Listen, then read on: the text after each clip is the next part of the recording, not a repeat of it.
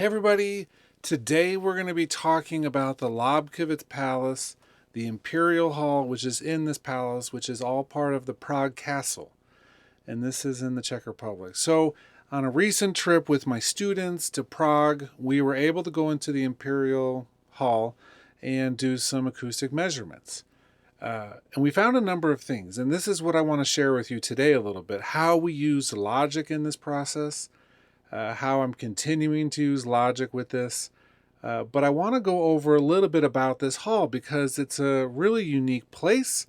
It's a really important place historically. And I think it was such an interesting experience to be able to look at it from the aspect of sound and how we can take a fingerprint recording of that hall and then use it in different ways. So that's what this video is about.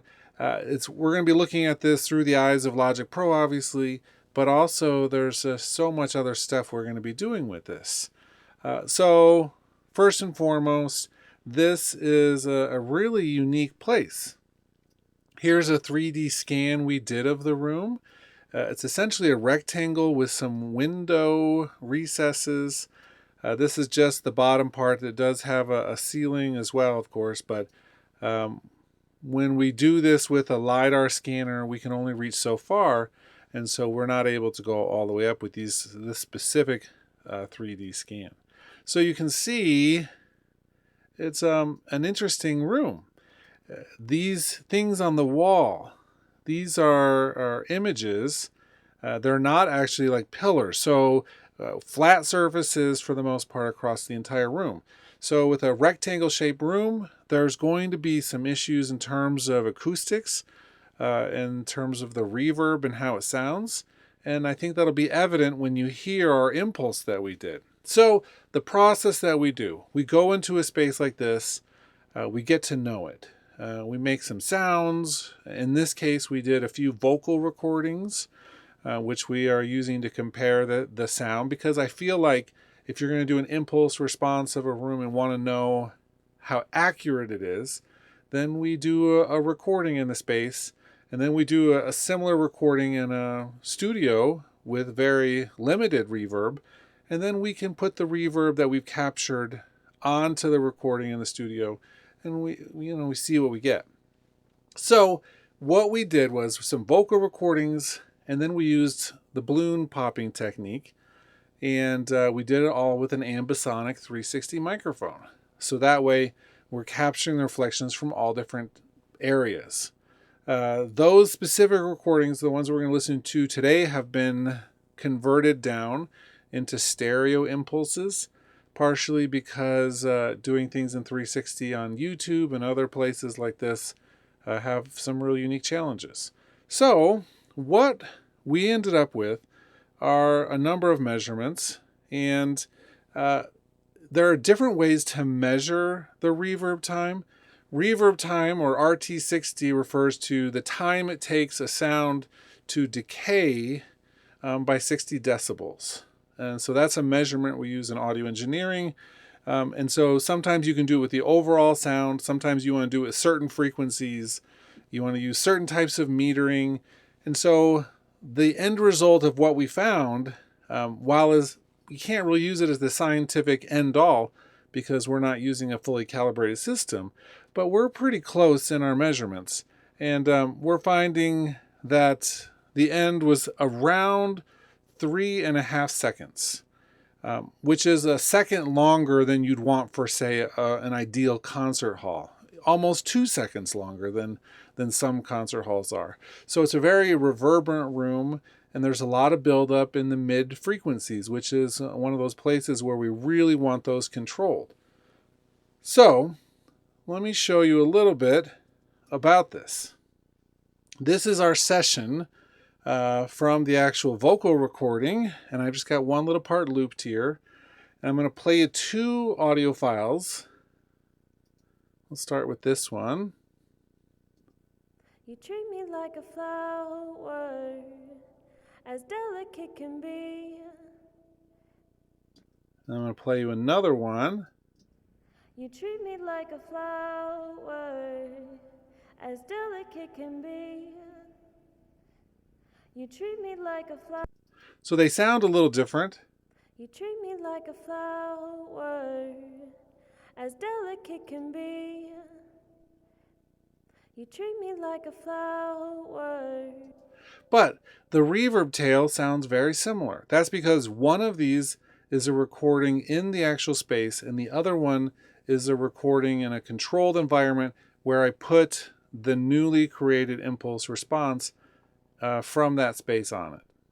So which one's which? Well, I'm going to show you right now, but I think it's a really interesting comparison. I think that while the initial microphone is a little different, we didn't use the same microphone in both places, but we have the same reverb tail in both places.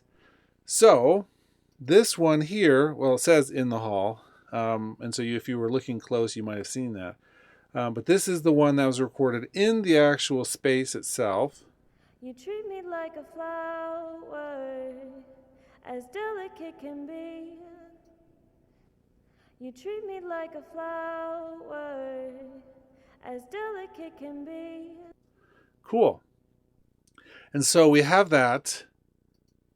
And this is the one that was recorded in the studio. Let me play this one from the studio without the reverb on it. Mute the ukulele. You treat me. Oh, we have all of them. There we go. You treat me like a flower, as delicate can be. You treat me like a flower.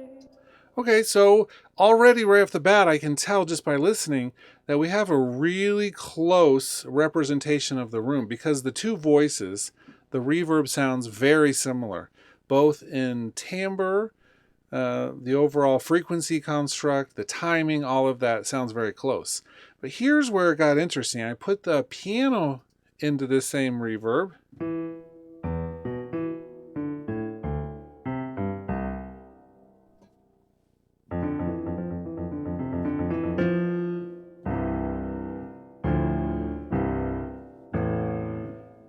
And the reverb sounds okay, but it's definitely a little bit boxy.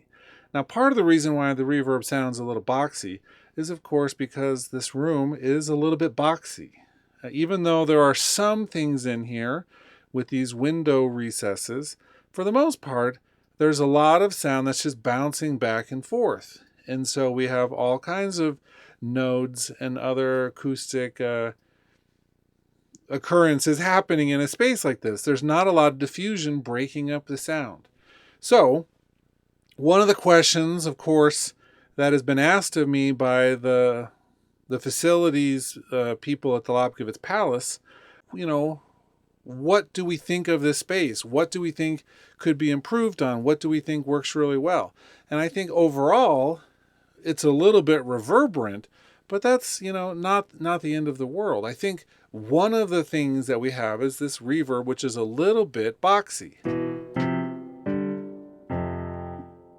So let me demonstrate a little bit about what that actually means. Because for some of you might think, well, what is a boxy reverb? On this actual reverb, this is the tool I'm using called Space Designer. I imported my impulse that we created. I'm going to just change a little bit of this by pulling down some of the frequencies in the middle of the frequency range. I'm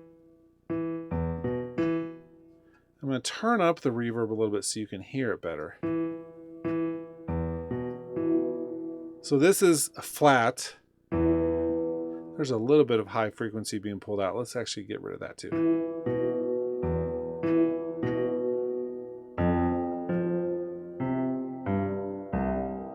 Now, let me just adjust this middle range down a little bit.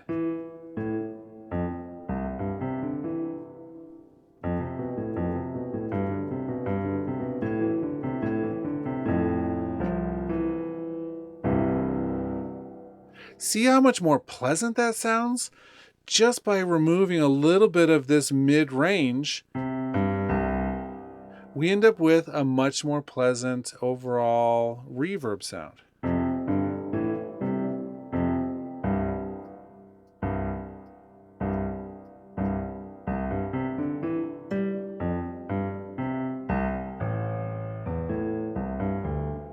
Now we could also pull out all of the lows.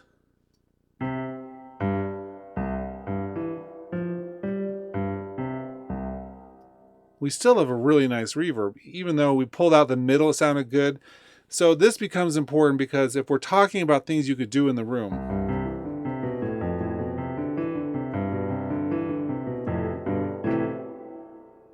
we have a much clearer reverb, less boxy sounding reverb, and then anything that happens in this room now is going to sound a lot more musical. And so, if I were in charge of this room and wanted to make it more usable for things like a concert or even, an award ceremony or somebody talking, a lecture, well, I would want to come through and adjust some of the low and middle frequencies so that they're a little bit more in control, because without this,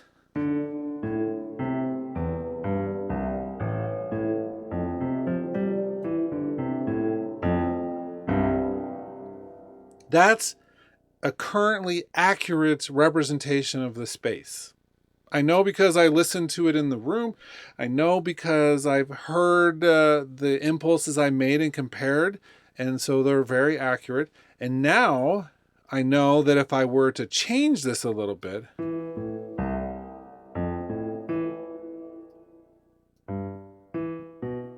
we don't want to do too much. We want this to be musical.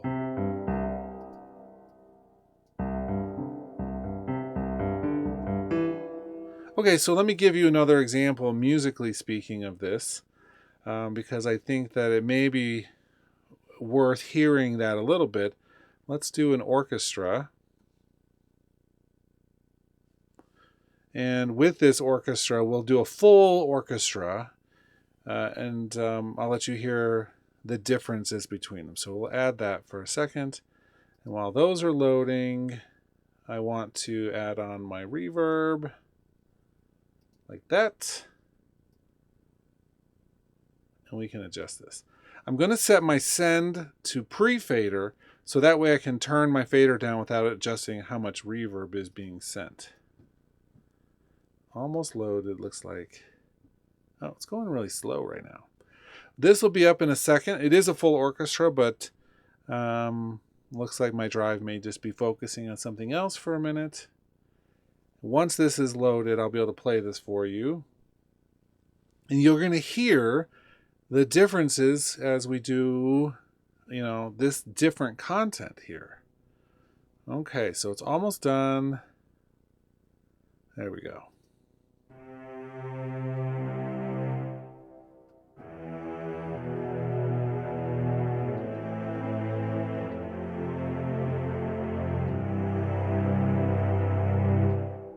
So let me turn down the orchestra and just listen to the room.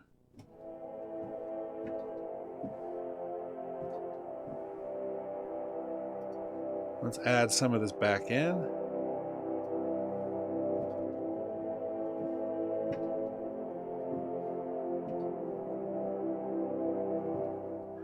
Personally, I think the better solution is something here in the middle without doing too much.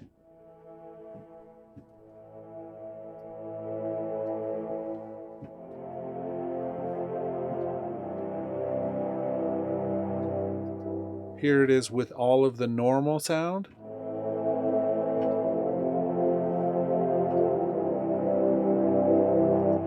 Oh, see, it just smooths it out when I pull just a little bit of that middle stuff right out. So now we'll put the orchestra back in.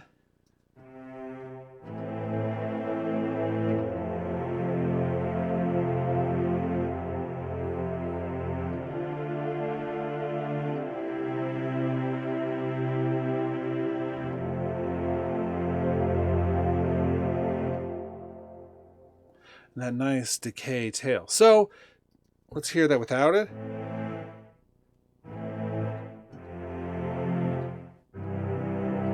No, not really any tail there.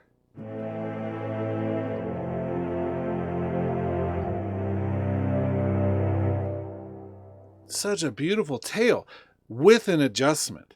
So all we would need to do is put some acoustic changes in the room that would address some of the middle frequencies to help just dampen them a little bit.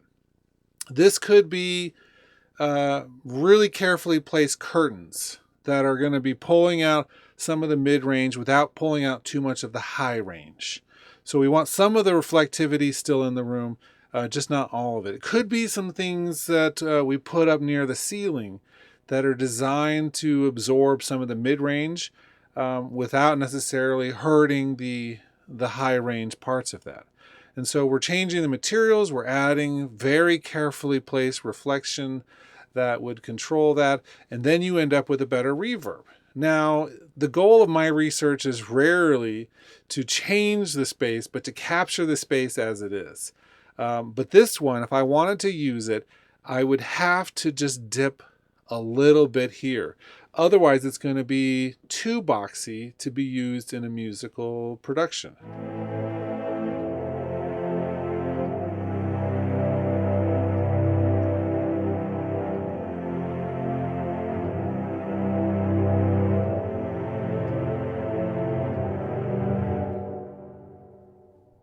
Okay, so let me go through just a couple of the steps I took to get that stereo impulse response, because certainly there's probably some of you that are interested in that. The first process is finding the place in the room where we want to put the recorder and then where we want to pop the balloon. In this case, we wanted symmetry, so we stood in the center line of the room underneath the chandelier, so we had some sense of symmetry going on. And then one person would pop a balloon, the other place with the recorder would capture it, and then I ended up with these 4 audio files. That's an ambisonic audio file. It's first order ambisonics. And I, in this case, use this utility to convert the file into binaural. So binaural converts it into a place where it's using psychoacoustics that are really based on how your head is shaped and how our brains and ears work in tandem to understand the sound around us. And so it converts it into a binaural file, and then I use that, the balloon pop directly. I export them, and let's see, I should have the file right here.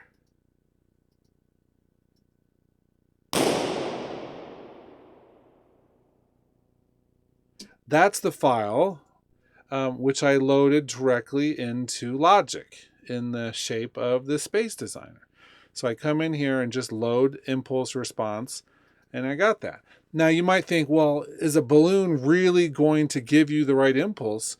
Well, I go back to the testing I've done with the vocalists, where I record the vocalist and I record the impulse, and then I do a compare contrast between the two, and I see just how close they sound. And they sound very close. They sound close in terms of the overall characteristics, in terms of the timing, in terms of everything.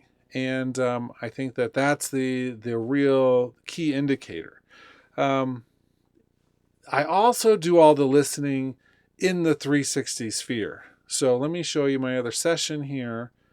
Let's see, we have the impulse create.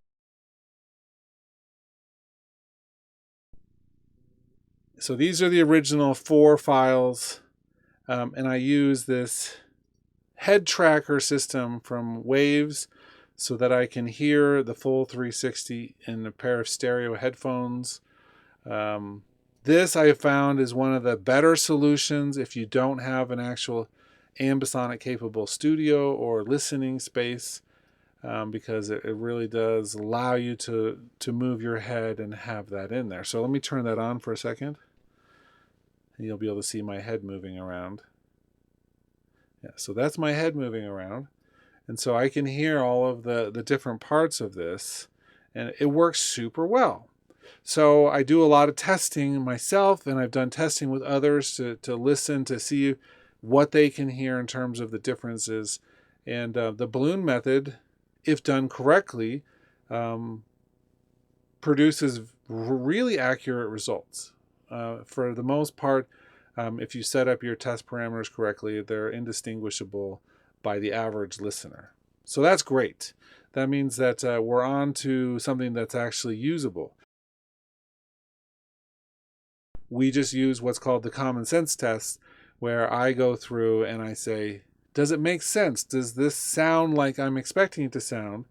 And in this case, it definitely does. It sounds just like that room. When I do the EQ curve to remove some of those middle frequencies, it makes it more pleasant, just as I would expect it to, given the construct of that room. And so, going back to look at the room here again for a second, move that. It's such an amazing room. The views from these windows look over Prague. We had very little noise from outside, even though these are all single pane, non specialized windows. We heard very little traffic. We did have a couple sirens we had to go around when popping balloons, but it's a pretty good situation. These chairs along here, I may have wanted to remove them when doing the testing, but that's a big ask considering, that we were given access to this and they were there and they're almost, I think, always there. And so I thought it would be okay to do the testing along the walls that way. But something as simple as chairs, if you were to bring in ones that were really specialized at absorption at certain frequencies, then maybe those would actually help the room to a certain extent. But I'm thinking more, we don't have any window treatments here. And the beauty of this room, I don't know what their policy is on if they want to cover any of this up. But, done correctly, you could do some stuff in here to make this a little bit better sounding than it is. And so that's my analysis of this specific space and working in it and doing the test, and a little bit of my process for how we came up with those measurements. And I think it's just really cool. So in the end, think of another time where you could come through and play instruments on your computer and have it sound like it's in the Imperial Hall of the Lobkowicz Palace in the Prague Castle in the Czech Republic. That is why I do this. This is something that's so cool. And so I think that's, for me, is one of the biggest parts of this is being able to have access to that. I don't know if I have an organ easily in here. Vintage organs. Yeah, these are like organs, pop rock organs. But I do wish, let's see, church organ.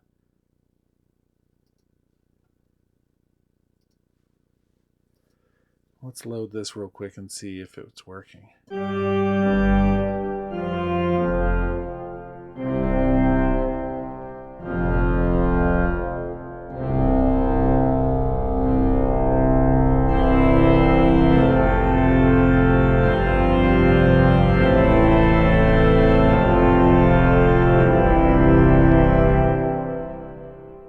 Very cool. Amazing. Okay, that's it for this video. It's a little bit longer, but I hope that you were able to see some of the key points. And I hope you enjoyed this video. We did a bunch of other locations, and I'll be going through each one of those in a separate video over the next few weeks.